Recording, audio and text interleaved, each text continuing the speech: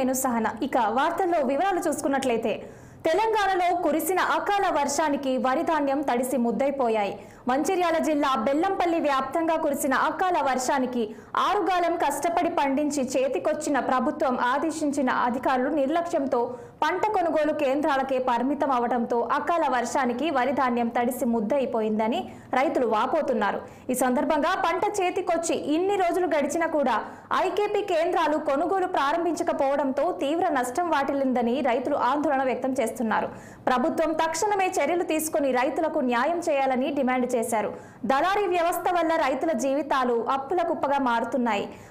తడిసిన ప్రతి గింజను తరువు లేకుండా ప్రభుత్వం కానీ సంబంధిత అధికారులు మద్దతు ధర కల్పించి తమను ఆదుకోవాలని రైతులు విజ్ఞప్తి చేశారు.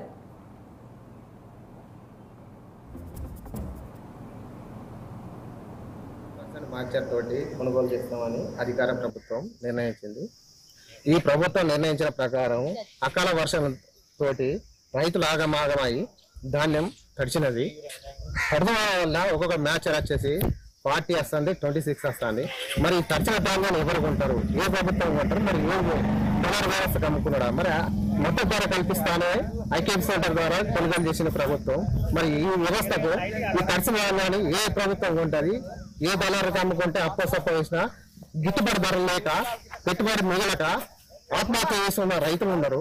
మరి ఏ ప్రభుత్వం మేము రైతులకు అండదండ ఉంటామనే ప్రభుత్వం ఏ రకంగా ఆదుకుంటుందో మరి ఆ రాష్ట్ర ప్రభుత్వానికి విన్నపంగా మేము తెలియజేస్తున్నాం. పరిసర ధాన్యాన్ని గిట్టుబాటు ధర కల్పించి కటింగ్ లేకుండా కొనుగోలు చేయాలని ఈ రాష్ట్ర ప్రభుత్వానికి ఐకేపీ సెంటర్కు తెలియజేస్తున్నాం.